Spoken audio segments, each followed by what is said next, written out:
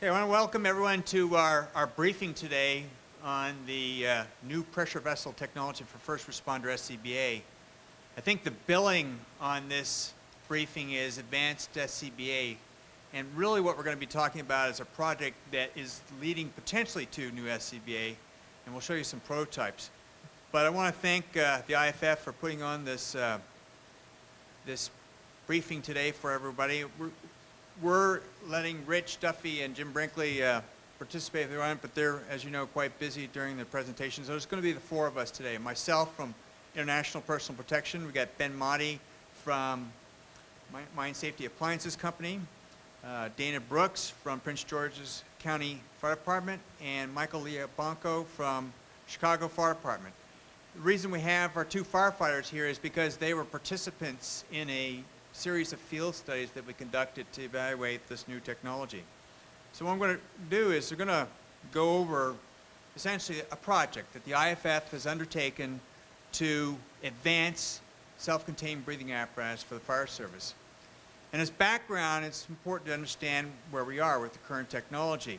Many of you have become familiar that one of the driving forces for SCBA is to lighten the load, to make the SCBA with a smaller profile and to make it lighter.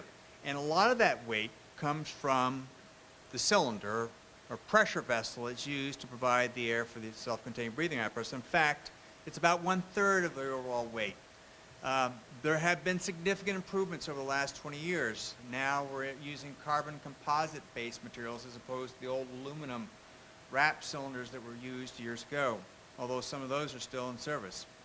And of course the other issue is the shape and size of this. It protrudes from the back, it creates an uneven profile, and because of the weight, the configuration of SCBA, as much as the manufacturers endeavor to provide the best products for the fire service, there's still problems with the overall weight and the configuration contributing to stress, loss of balance, confined space entry, and the like. So there's a need to look at SCBA. And there was an opportunity that arose that the IFF was able to undertake. And this was to align themselves with a company that had invented a new pressure vessel technology. Now this new technology is based on a plastic-lined pressure vessel. Now, you use the word plastic, fire, you know, it doesn't sound very good. But really when I'm saying plastic here, this is a high-temperature polymer. And the polymer has a great deal of temperature resistance, so it's not just any plastic. But the idea is that this pressure vessel, when configured into new self-contained breathing apparatus, would offer a lower weight potentially for the SCBA, provide better conformity of the SCBA to the individual's body, which consequently would lessen the stress and improve mobility. Now this is the understanding at the onset of the project. I'm going to tell you, all new technologies usually come with great promise. And the IFF's goal here was to show whether this is going to work or not, or to at least get the industry thinking along these lines to promote better, lighter weight, and more comfortable self-contained breathing apparatus. Now this slide that I'm showing you here is a picture of an embodiment of this technology as it was first presented to the IFF. And when I say this is, it's important to take a look at this picture, and at least if you haven't seen it before, remember it, so when we look at the prototype, you can kind of make a comparison. This is obviously really low profile. It's very thin, it's very conforming to the individual's body, this firefighter, and you can see from a combined space entry standpoint, be absolutely fantastic. But this is without all the bells and whistles and rigor that it takes to meet the requirements for a self-contained breathing apparatus to be used by a firefighter. I mean, you just can't go out and come up with new technology. There's certainly not only the NFPA that has regulations or requirements for a self-contained breathing apparatus, but in this case, Department of Transportation. We'll go through those. So this is what it looked like at the very beginning. Well, just to give you a little bit more background about this pressure vessel, the design of it, again, is based on this polymer. And if you can see in number 1, we have these, look like these two hot dogs that are together. This is the essence of this pressure vessel design. These cores are molded from the high temperature polymer. And then they're wrapped with Kevlar fiber, para-aramid. And what that does is it does a couple of things. It provides strength to the pressure vessel, but more importantly, there's this connector between the two individual cells of that pressure vessel. After that, the wrapped cores are then wound with high temperature carbon filament fiber. And this is the same kind of fiber that actually is used in the carbon composite cylinders that most fire departments now use. Now, when you place several of these pressure vessels together, you create a manifold, an array, and the manifold connects those, and then that can then be connected to the first stage regulator of the SCBA. So, just to go through some of these features. Now, why the two cells? Well, the two cells were proposed because, first of all, we wanted something very low profile, but the connector between them was thought it could originally provide vertical bending. If you can imagine an SCBA cylinder sitting on the back, if it can bend as an individual bends over and conform to their body better, then that was considered to be an advantage. Now, the array also needs to be able to bend horizontally across the individual's back because some people have larger backs, smaller backs, and this was also thought to provide a potential benefit for this type of configuration. Now, one of the other principal advantages of this technology is the fact that being a plastic as opposed to a metal-lined type of pressure vessel, if there's any type of fragmentation or any type of burst force produced on that pressure vessel, instead of blowing up and becoming a missile, this pressure vessel will simply vent. So it removes that hazard, which was thought to be certainly a very significant hazard, even though the incidence of SCBA cylinders blowing up and becoming ballistic have been extremely limited. The work in this project was done under a Department of Homeland Security contract, and this was a contract that was awarded to the International Association of Firefighters in 2008.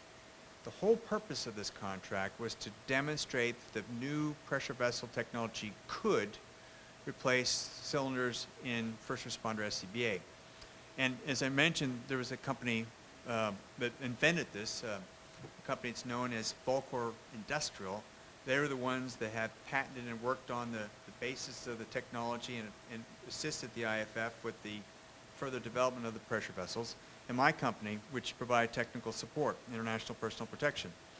The whole philosophy, though, was not to create new SCBA. That's not the goal. At the end of the day, wasn't the IFF's goal to come out with a new self-contained breathing apparatus, but simply say, answer the question, can this pressure vessel technology provide some benefit to the fire service? That was the goal. And because there's a lot of people say, when's the new IFF SCBA coming out? Well, the IFF is not coming out with SCBA. They're leaving that to industry. The idea was that if successful, and for whatever pathway that this technology took, it would be up to the SCBA industry to respond with whatever configurations, designs, and embodiment of this new technology as they so chose. But the project would sort of pave the way to allow that type of pathway to be taken.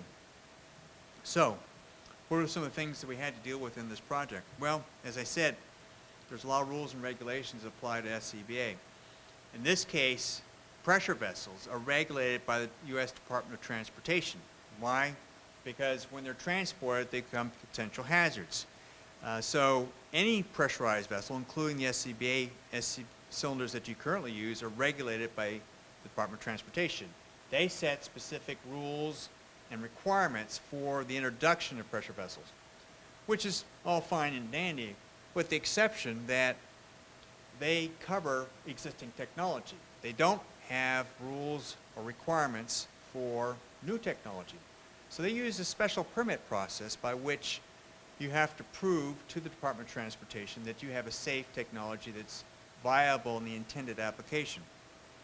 The other challenge was, as you can tell, I mean, you're changing the geometry. You have going from a round cylinder to something that's flat. In fact, many times they would call this colloquially the flat pack. So there was an integration effort, which is not trivial. Repositioning of all the items that are used in the self-contained breathing apparatus And for NFPA 1981 compliant SCBA, there's a significant number of components that need to be included in that SCBA. The last two things were, first, most importantly, can this technology be certified? Can it meet the NFPA 1981 standard? That was a question that we sought to answer, as well as, and most importantly, does this technology provide the advantages that were originally thought? And that's what we're going to discuss today. We're going to have a chart here that shows the technical approach. 6 basic tasks. One was to do the DOT special permit. The other was to work with a manufacturer to actually build prototypes, and then to take that through certification testing and field testing. And then finally, there's documentation and the actual provision of the final technical demonstration units as part of this project, two of which we have with us today. To help us, we had members from major metropolitan fire departments and a couple of police departments. These were to assist us with providing input, feedback on the designs, the direction of the project. And we had the number of departments shown here represented at various meetings throughout the life of the project. And so this was obviously quite helpful to have a fire service perspective, both from the manufacturer and IFF's perspective, to have that direct input from individuals that were well versed in SCBA technology within their own departments. The process, going through a little bit more detail of putting these things together, just to give you an idea, is you have an extruding machine, which is pictured in that second frame to the right, and that essentially extrudes down, as you see, this long plastic film. It goes into a mold. The mold produces the piece. It's trimmed, and you come up with the core. Then you go through the braiding of the Kevlar to provide the strength of the connector, as well as the strength overall for the 2 cells in the pressure vessel.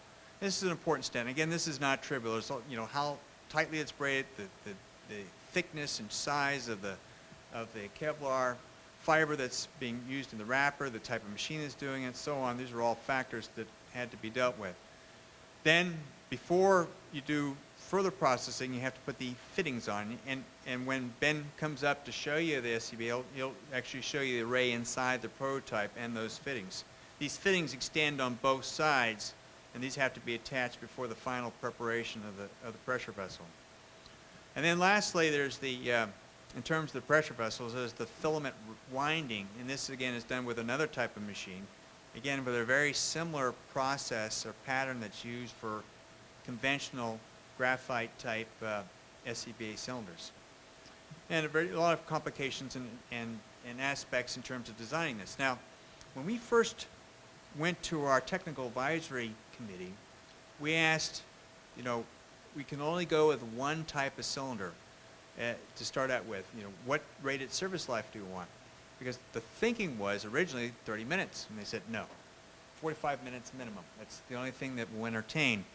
And so we ended up taking a system that was 5 of these pressure vessels tied together in a manifold and adding another one to each side to get the 45-minute service life requirement. Well, that turned out not really to have been acceptable, so it was too wide. So we ended up going through a redesign to change the profile of these pressure vessels to give up some depth for better width, and that's what was happened with the array that you'll see today. In fact, the inventor or manufacturer of these pressure vessels has now gone to a 4-cylinder array for a 45-minute service life, which gives up a little bit more depth. But just shows you, there's a bunch of geometry that goes into this to get the size and shape of the overall pressure array that's desired. When we went through the process, the biggest challenge was to meet burst strength requirements of the individual cell. Now, all pressure vessels, and of course this is relatively easy for an aluminum-based line system, but for something that's based on this high temperature polymer, even though it's extremely strong, it was a challenge, because in order to get this intended flexibility where that connector was usually a weak point, or at the end connectors.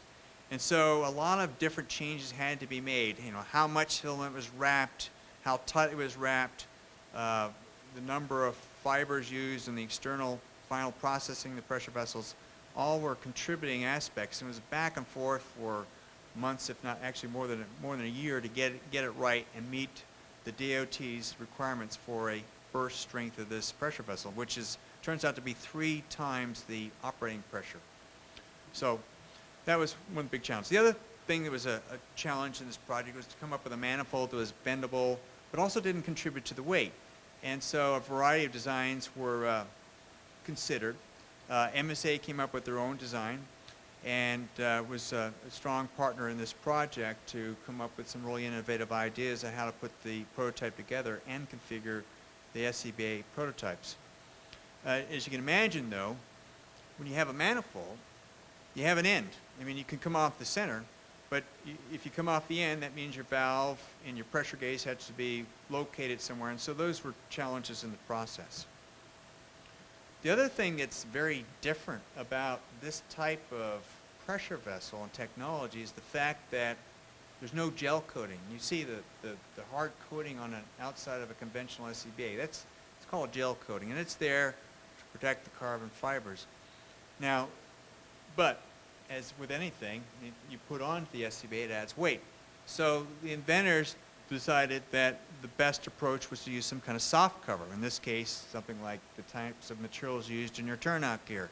Those materials, like Kevlar or Nomex or things like PBI, any of these things could be used. We used a PBI Kevlar outer shell material in the case of our prototypes, but a number of these materials, and this is one configuration. It was not ultimately the configuration that worked because it didn't account for all the components that had to be integrated as part of the overall design. And you can see that in this, again, early rendition, this is the same, if you look on that one slide with the 2 firefighters standing back to back, this is the same version of that early prototype, which again shows an incredible difference in profile and conformity. Now, this is obviously a non-functional type of prototype and one that does not include all the attributes required of an NFPA 1981 compliant SCBA. But there were some obvious promises of benefits through this type of approach. Now, just to describe a little bit about what we had to do for DOT, again, there's regulations that govern this, but again, it's like you go to the DOT and you have to say, it's like getting a drug approval. You have to go to the DOT and say, here's my system, here's how I make it, here's all the studies I've done. As it turns out, we were able to use information from an existing standard, an international standard that actually addresses this type of pressure vessel design, and that helped us to carry out some of the safety inspections. For example, one of the tests that DOT requires is a ballistics test. So you actually fire a certain caliber weapon at the pressure vessel when it's pressurized, and you look to see the kind of damage that occurs to it. In this case, obviously, there's an entry hole and an exit hole instead of parts and pieces that would be there for a conventional SCBA cylinder. Another test is a ballistic test, a fire test. It's really a bonfire where the cylinder is placed in that, it's instrumented, and it has to maintain its integrity for a given period of time. And this cylinder actually did quite well. You can see, though, that the end cap came out. But this is a test that's taken through to the destruction of the cylinder, the pressure vessel. And again, this pressure vessel did exceedingly well in that test. Well, the problem with the permit status, and what kind of took a long time in the overall project, was that the government took many, many months to get through this review. And then when we did finally get our special permit, there was a mistake in it, and we had to go back to them and get it corrected, which essentially was to take into account both the manifold and the cover, which were critical parts to its use in fire service SCBA. Now, I'm going to start talking to you about the unit itself. We were fortunate to have Mine Safety Appliances Company as our partner in this project. We went through a solicitation project. All the SCBA manufacturers were invited. They submitted proposals. by far, MSA had the best proposal based on the concepts they provided, the schedule, the cost. They were able to meet our demands for a relatively rigorous and ambitious schedule. And they started their work a little over a year ago in March 2010. As part of their efforts, they came up with an initial prototype. And I'm just going to briefly describe it because you're going to see the final prototype. But this was the first concept. And the second embodiment of this prototype really is further improvement to it. But the general concept was this envelope concept where the array fits inside the soft cover. And then they were able to integrate the various components into the straps and the back cover without the use of a back frame, which is one of the significant omissions that you have with this system compared with conventional SCBA. Just another picture of it, showing a close-up of it. And then then after that, we're into Dana Brooks Fire Department, Prince George's, which is at Apostrophe County Fire Training Academy, about a year ago, and we did their initial assessment. We had 5 different fire departments locally from the area, had 17 different firefighters and emergency responders involved in this assessment. We went through 6 different exercises, and we compared this against their existing SCBA. We did some things like ergonomic measurements. We measured how they could reach, their donning and doffing efficiency, things of that type, and we were able to show some differences. We also had, as you would expect, to show the potential benefits of these technologies, a reduced profile entanglement course that was part of the evaluation. In fact, these are the same types of props that the IFF uses in their Fitness for Survival program, which is being touted here at the Redmond. And we had other exercises, a window egress and a confidence course type evaluation. And what I wanted to let you know is, and I apologize for not bringing this up early, if there's anything at all during this talk that you want to ask questions of, please raise it.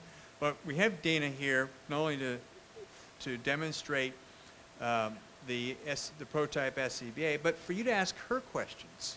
And when Mike, we get to Chicago, Mike questions as well about their feelings and perspectives of having worn the prototype SCBA in these various exercises. Lastly, as part of the Prince George's evaluation, we had roof venting operations because balance issues and whatnot were a concern for evaluating. But these are all relatively short-term events. We also had law enforcement involved because this Department of Homeland Security wanted this to be a system that could accommodate a variety of other first responder missions. Here's what we found out. According to the ergonomic measurements that were made by NIOSH, they showed that the prototype did have some better measurements in many of the areas. There was a perception of better weight and center of gravity. And I'm going to let Ben talk about this when we get to the second evaluation. But the prototypes were found to be too long. And part of that you'll see is from these end caps or these end fittings. Also, there were some issues about the prototype shifting during some of the various operations. But for the most part, the subjects felt that the system was comfortable with the padding that was there. And there were some different opinions about whether they could do things. So being able to reach certain tools, being able to operate the shutoff valve, things of that type. But again, I'm going to let, when we get towards the end of this presentation, I'm going to let you ask any specific questions about this. In fact, Dana and Mike will be able to provide you their own perspective of how they thought of the prototypes. After all this, we took that information and we redesigned the prototypes. Most of it was to re-examine the placement of the components and to look at aspects of the top cover, because one of the concerns in the entanglement course, for example, if you had anything protruding off the top, that it's just going to catch wires or whatever going through a confined space or a small closure area. Also, there's the issues with the stability of the harness were corrected, and to be able to remove it a little bit easier, and then some different alternatives for refilling were taken into account in the redesign by Mine Safety Appliances. And this brings us to the next prototype, and that the one that was evaluated by in the Chicago Fire Department. But I'm going to turn the podium over to Ben Motti from Mine Safety Appliances and let him tell you a little bit about himself as well as go through the prototypes, and we've got two that we'll show you today, and we'll have the assistance of Dana and Mike in order to show you these prototypes a little more fully. If there's any questions right now, entertain any questions?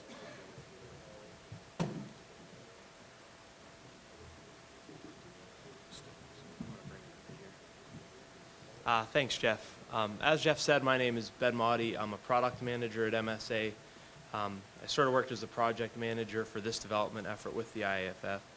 So now I'll take you through the prototype. And I'll bring it up on the stage here with me so I can talk through it. Mike can put one on so you can see it. So as Jeff said, this was a prototype development effort. So we focused on speed and making use of the pressure vessels as efficiently as we could. So with that, there's two main components to the SCBA. There is the pressure vessel itself, which you can see here, and there's what replaces the back plate. So there are 4 buckles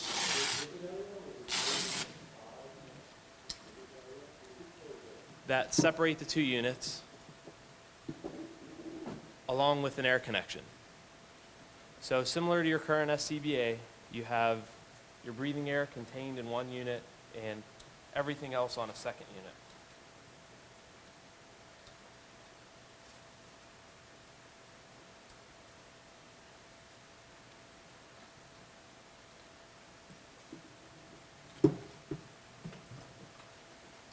So for the pressure vessel containment itself,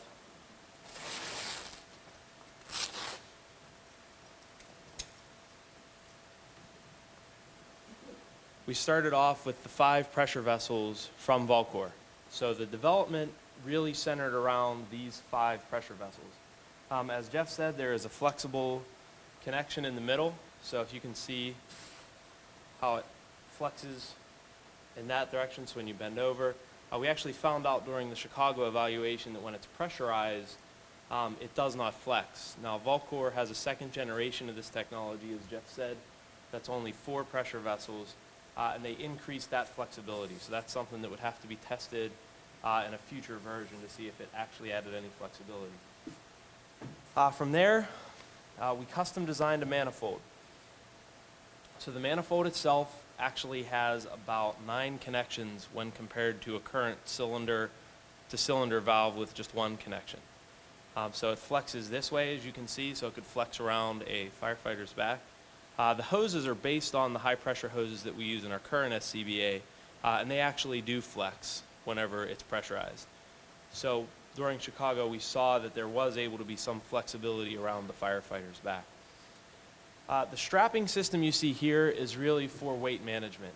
In the initial prototypes that Jeff showed earlier, there were just a strap here, and a strap here sort of attached to the firefighter's body. The webbing here and the webbing here is tied directly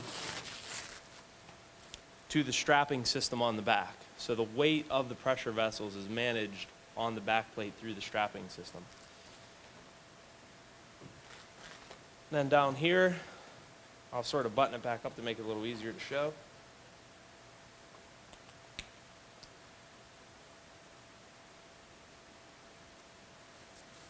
We have the cylinder valve and the CGA fitting along with the pressure gauge. So since this was a prototype effort, we could try some new things. So for instance, the pressure gauge faces the opposite way on a standard SCBA now. So some people like to be able to see their buddy, what sort of pressure they have. So when you're 2 in, 2 out, you can see what the pressure is. This is opposite. Something we thought we'd try to make it easier to read in the jump seat. The feedback really was people like to be able to see what their buddy's pressure was. So something we could try, but probably something that wouldn't make it into the final product.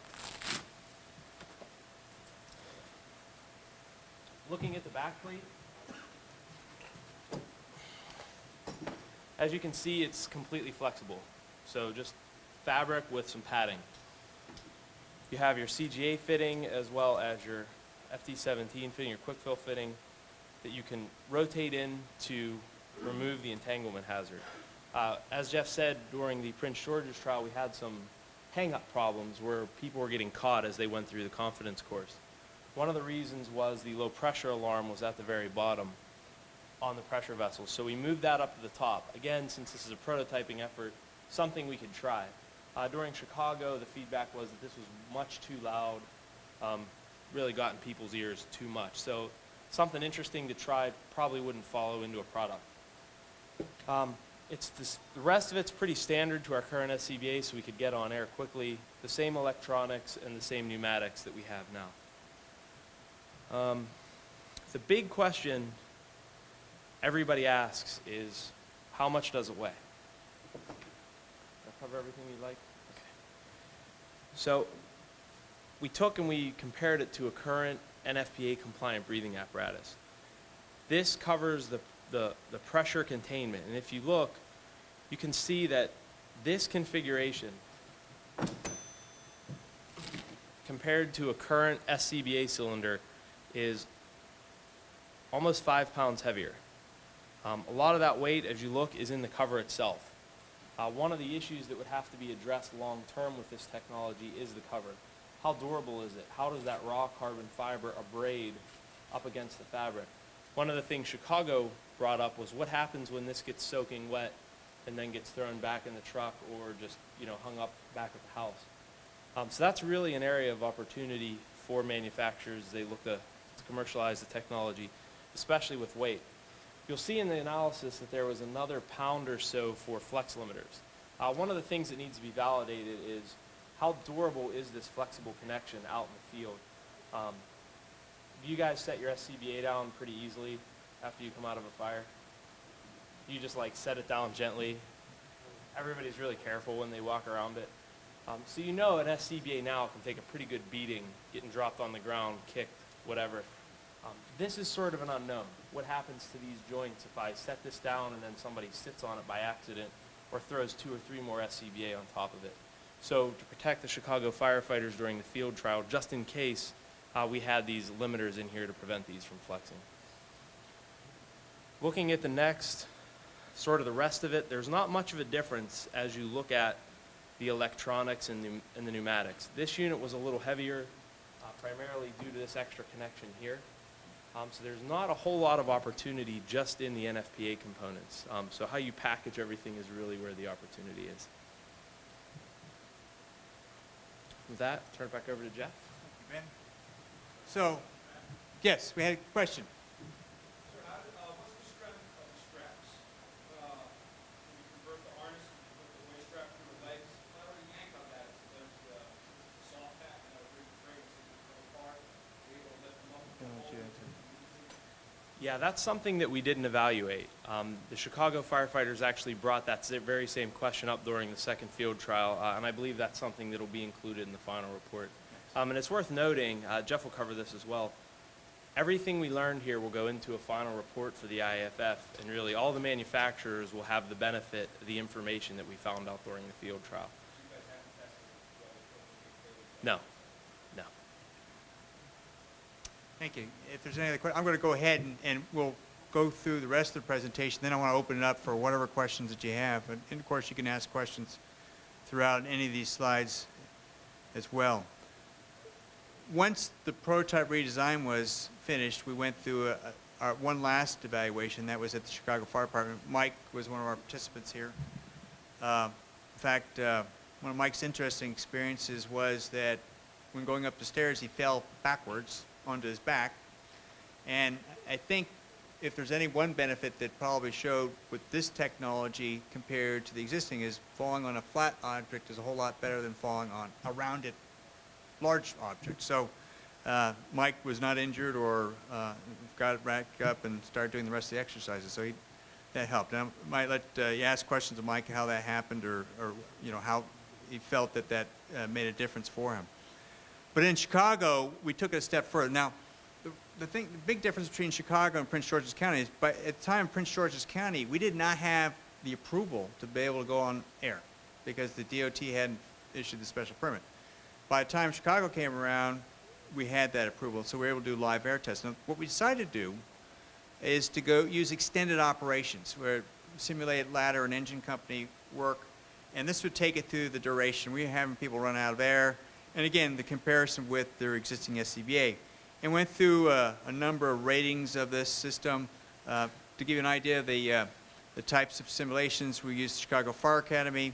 We'd start off in the apparatus, trying to put the unit on. Of course, big problem there. Apparatus aren't built to accommodate this type of SCBA, the cylinder, because they don't, the hole in the seats obviously doesn't do anything good for this type of profile.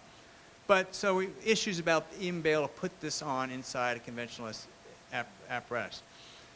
Then they would stage advanced hose line. They went through suppression exercises, the ceiling pulls, and then there's a confidence course as part of one of the engine company simulations. In the ladder company, we had simulations of forcible entry. There's assistance provided to the engine company in advancing the hose line, confined space search, and some victim rescue exercises. So, interesting enough, look at that center picture. This is one of the things that you see a big difference right away, is you have someone carrying up an extra hose line, hotel pack, and that's pushing the SCBA off to the side. So things like this show up in field evaluations that you don't necessarily always anticipate. So obviously we got a lot of feedback from this thing. In fact, the kind of ratings that we did get from the department, all the participants, is that in every case, for each of these rating categories, we've got donning ease, doffing ease, overall body comfort, upper body comfort, arm and shoulder comfort, and then the mobility go with each of those areas, as well as the interaction with other personal protective equipment that was being worn, and the ease of being able to perform their operations overall. In every case, the ratings were higher with standard SCBA compared with the prototype. Now, that doesn't mean this thing is dead in the water, but we learned a lot from this evaluation. We learned that, well, obviously, as Ben pointed out, there wasn't any reduction of weight. And in fact, the individuals we had there say, hey, if you can't make this thing lighter, we're not interested in it, even with the better profile. So that's something we'd like to hear from you as well. There is the potential for at least reaching weight parity, and there is the potential for perhaps gaining some reductions in weight, but this was a really fast-track project, and MSA did a remarkable job to get this to the stage. In fact, they were the only manufacturer that said they could step up and get this project through as quickly as we needed to be able to run it with the Department of Homeland Security. There was definitely improvements with profile. I mean, there's no doubt that it's a flatter system, but there are some trade-offs. The length in particular was a problem.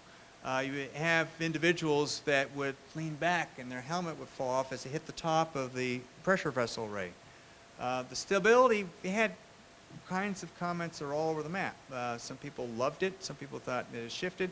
And I know there's people that they get used to their SCBA. They're constantly making the adjustments as they're going along in the response, and they don't even think about it. But they notice it when it's different. And that's, of course, what happened with these prototypes. I already mentioned the helmet, but just the ability to be able to reach and do things with other personal protective equipment was an issue that was evaluated. Some of the interesting things, as Ben already pointed out, there's this concern that if this gets wet, or if it gets wet and cold and freezes, there might be some issues here. You may actually lose any potential weight benefit. But another thing that showed up that we never anticipated was that individuals going through the exercise would feel heat build up between the back of the unit and their turnout clothing, which was something we didn't expect. But again, valuable feedback, so that's something that has to be taken into account. So that finished up the field testing. Now, in parallel to all this, we took several prototypes through NIOSH through the required certification testing. And there we selected those tests we thought would have a bearing on this type of pressure vessel technology. And I can say that the pressure vessels did well. There's one instance where one of the pressure vessel arrays did not meet the 45-minute service life. We alerted the manufacturer of the pressure vessels, and they underestimated by a very small amount the overall volume that these cylinders had to be. So they're just a little bit off, but that was enough to fail one of the service life tests. But otherwise, the SCBA's, prototype SCBA made all the criteria. Likewise, we took it through the more serious and demanding criteria of NFPA 1981. And this included a variety of tests, again, those tests that we thought would have the greatest impact. And again, the SCBA prototype performed as well as we expected. It met all the requirements, with one little exception, and that was in the in the overall heat and flame test. We found that there was a little bit of after flame of some of the Velcro that was exposed, partly exposed. There's a requirement that it can't go any more than 2.2 seconds, and we went about 3 seconds. So something that could easily be fixed, but no showstoppers. There are some issues, though, with complying with NFPA 1981. The committee that's responsible is going through the revision right now, and they brought up some issues, durability of the manifold, things that Ben's already mentioned. But there's even some tests that you can't even perform. So the standard has to be modified. So we've brought all this to the attention of the committee, and they're going through looking at some of these issues, and we'll be making corrections, not necessarily accommodations, but by looking at this technology, we're not looking to get this accommodated. We're looking at NFP 1981 to be more flexible to embrace potential new technologies, whether it be this one or other new technologies. So that in itself was a worthy effort. As I mentioned, the heat and flame test, this is the test where the SCBA's 1.5 mannequin. It starts out in an oven at 200 degrees Fahrenheit. It sits in there for 10 or 15 minutes, comes out, then gets hit with flames simulating a flash fire, and then dropped to simulate a shock to the system, see the straps stay intact. Again, the only issues we had here was a little bit of extra afterflame on the SCBA cover Velcro. Okay, so that's the SCBA. Now, when you talk about introducing SCBA, it's already a big deal within a department to change it out in SCBA. Going to a new technology is even a fundamentally greater risk and set of challenges. For example, we already mentioned apparatus seats. That's a big deal. There's also the fact that all manufacturers have to reconfigure their SCBA, and that the components that they have might have to go through further development to be able to be more compatible. The refilling issue is considered. Now, Ben shows that this whole array can be separated, and this is what we would anticipate as the item that's stored and pressurized and then maintained for use. There's also a quick fill option. There's a variety of debate about whether that's done in practice or not. And then there's also aspects related to how this would be tested. The hydrostatic requirement, as you know, involves pressurizing in a containment vessel, none of which would accommodate this type of geometry. So logistically, there's some huge challenges in addition to getting an SCBA that would be lighter weight and meet all the benefit goals that we have for this technology. Right now, we've completed the project. We are in the process of finishing a final report that's going to be due out at the end of this month. We're going to have a series of recommendations. Our findings are going to be what they are, good, bad, indifferent. We also have a number of units that we produce as prototypes that will be, that both Department of Homeland Security and the IFF will maintain. But the one thing that has gotten out there in the news, and maybe it comes from a little bit of overzealousness on the part of us in the project team and the inventor, but we don't want people to think that, okay, this is right around the corner, you can buy one next week. It's not even close. Not even close right now. A lot of development has to be done. NMSA had a very short period of time to integrate a very complicated system. The majority of our project time got taken up trying to meet the DOT's requirements, and that left very little time for MSA to do engineering. So they took their existing SCBA and configured that to this. As Ben pointed out, there's a lot of components and parts to meet NFPA 1981 that have already been optimized, and more importantly, ruggedized for fire service demands in the environment that you guys work in all the time. Shaving weight off there is not going to work. And again, the promise of this system is in the pressure vessel part itself. Just from an engineering standpoint, you got more pressure vessels, so you have more material. And so the only way to get weight savings is if those materials happen to be lighter. Getting rid of the aluminum, which is already a light metal, and replacing with a plastic was the chief benefit. And some of the other benefits, of course, of the way you can configure this pressure vessel array so it's flatter and fits along the person's back. We were surprised, for example, we kept hearing this is going to be flexible along the person's back, but once it was pressurized, 4500, Didn't flex. It was just as stiff. In fact, we had one individual who was laying on their back, was trying to get up, and they had to twist and turn to be able to pull themselves off the floor when they were lying flat on their back, simply because there was no bend flexibility in this SCBA.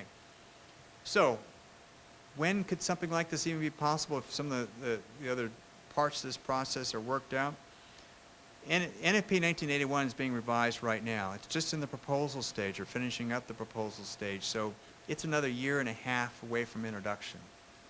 There's no manufacturer, I think, that's going to look at trying to introduce a new SCBA in the next 1.5 years. I might be wrong, and I can't speak for all the manufacturers, and those that are here, ask them, but if they'll tell you. But there's a lot of work and a lot of money and a lot of investment that goes into bringing a new SCBA in the marketplace. It's really got to be tried, and not just meet all the NFPA criteria and the NIOSH criteria. It's got to demonstrate field worthiness. It's got to demonstrate benefits. It's got to be completely evaluated and looked at in a fashion where there's no possible problems for Forest Service individuals using it. So you're not going to see anything until 2013 based on these kinds of concepts. It may be that some manufacturers prove. But the IFF's goal, remember, wasn't to come out with a new SCBA. It was to evaluate this technology, see if it works. We do see some merit to it. We do see that there are some benefits. Unfortunately, we didn't hit the weight reductions we would like to see. And that's key. In fact, a lot of fire service people said, no weight change, not interested. But that doesn't mean that they can't be achieved. And one of the things we have done is we've gotten changes in the standard, NFP 1981 standard, that are coming forward, and we've got the manufacturers thinking about this so that if they do want to go down this path, some of the groundwork has been laid for them.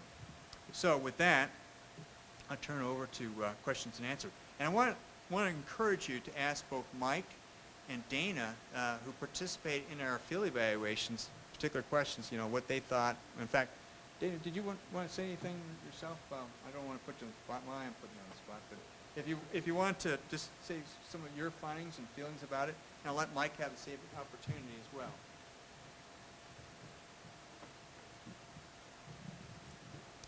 I don't know that there is much more that I will be able to provide you with regard to my insight besides what has been shared with you already by Jeff and Ben.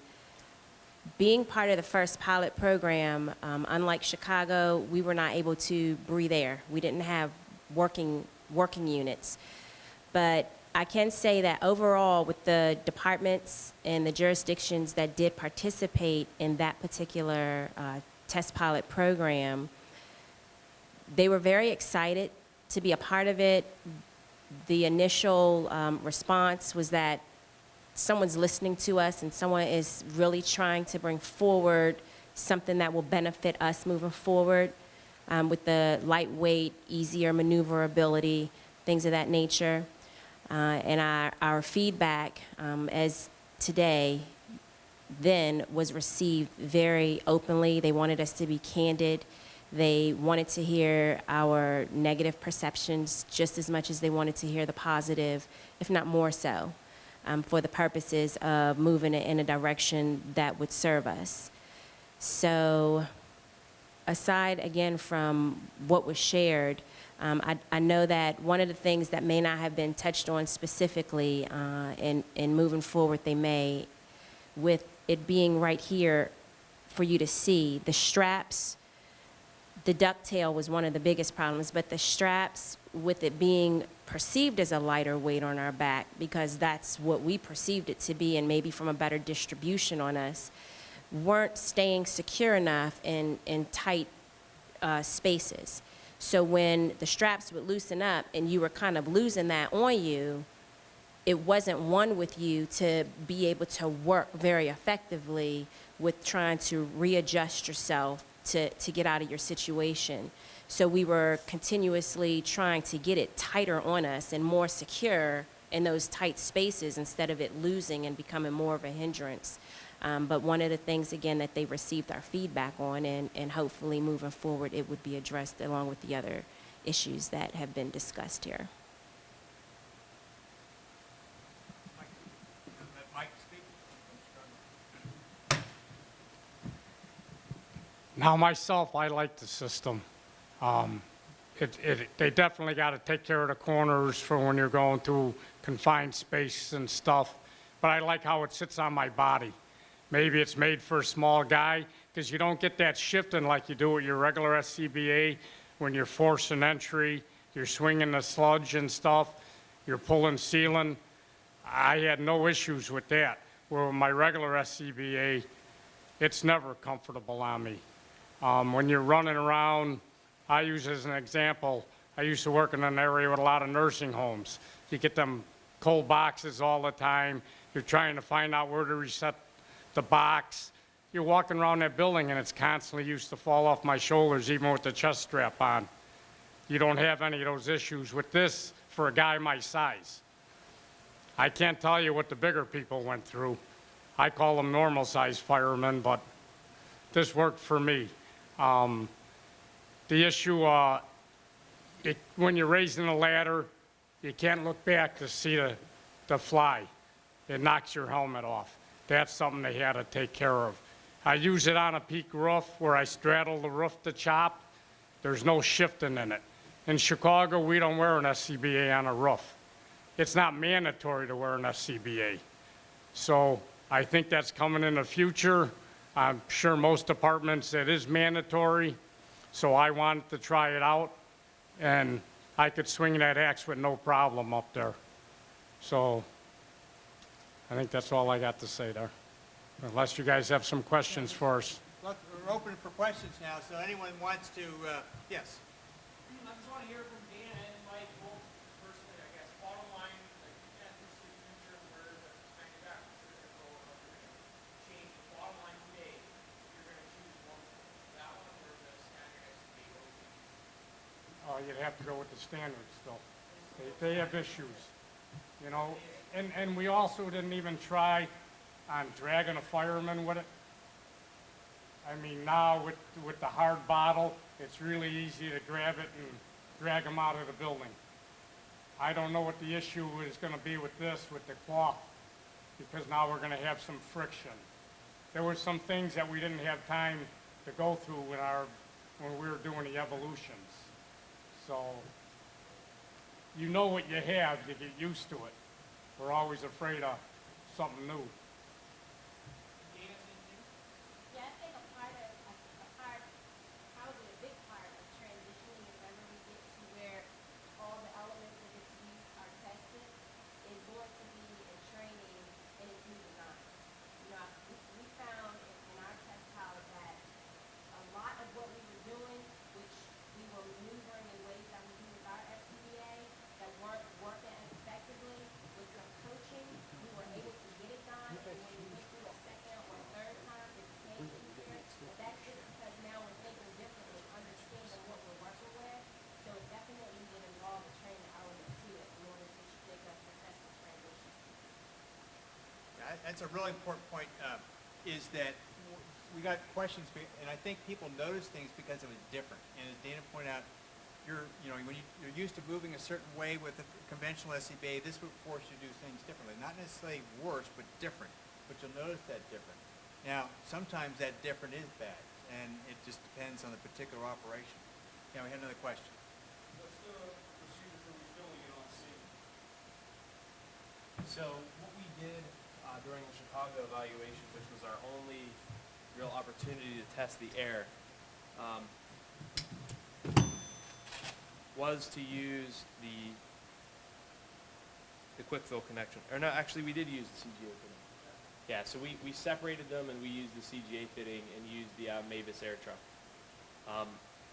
When it comes to station filling, we were actually able to find the compressor that Bauer has in Europe.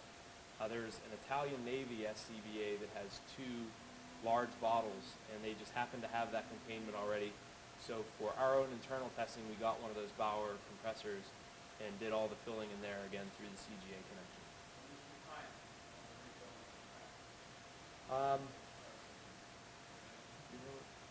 We actually limited it. We put a mechanical, like basically just a really small orifice in line to purposefully limit it. As Jeff mentioned, one of the benefits is the non-fragmentary bursting of the plastic. But due to the unknown issues of how it would heat up, We purposefully slowed it down, but it wasn't too bad. I think it might have been on the order of 3 to 4 minutes through the CGA today. Other questions or comments? Over here.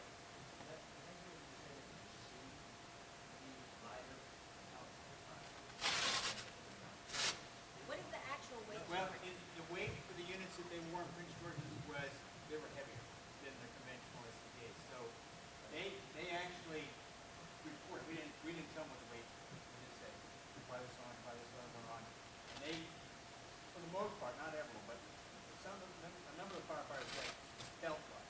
And it was really just because of the way it fit against the body and center of gravity. Another question over here. This morning's delivery session, I talked about physical environment mistakes for the moment. Is there going to be a price indicated for the sets compared to the original sets? Right now, it looks like it will be more expensive. Obviously, new technology. How much more expensive is to be determined, really.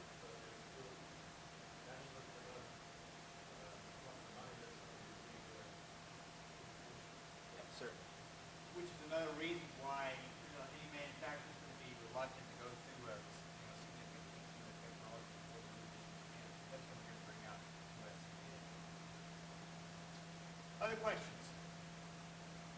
Well, I want to thank you for participation, but I also want to point out one thing, and certainly if there's other questions afterwards, please come up and see us.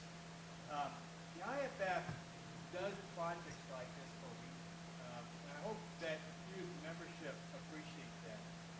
The IFF has undertaken projects like Project Fires, the Indianapolis Field Study, which created breathability for turnout clothing, Project Heroes, and now the low profile SCBA. The nice thing about the IFF being involved in projects like this is it provides a certain level of impartiality. We're not here to sell the technology. In fact, we wanted, as Dana pointed out, we wanted to hear the negatives. We're not just going to say, well, we'll fix that later or whatever. And I think that's one of the values of having this work done. But the other thing that the IFF brings, it's a government type research organization doesn't bring, is they bring a true fire service perspective. And they can mobilize the fire service, the career fire service, and bring the resources together, conducting field studies, carrying out fishing, and have a broader base for that input than any governmental organization can possibly achieve. So I think the IFF is to be applauded for their continued efforts to improve firefighter health and safety for projects like this and other projects. And I hope that you appreciate and they'll get feedback to Rich Duffy and others at the IFF that these projects do work. Even if we don't succeed, at least got people thinking, and we got some possible changes happening in the future. So thank you very much for your participation today. I hope you enjoyed the presentation. If you have further questions or comments, just contact any one of us.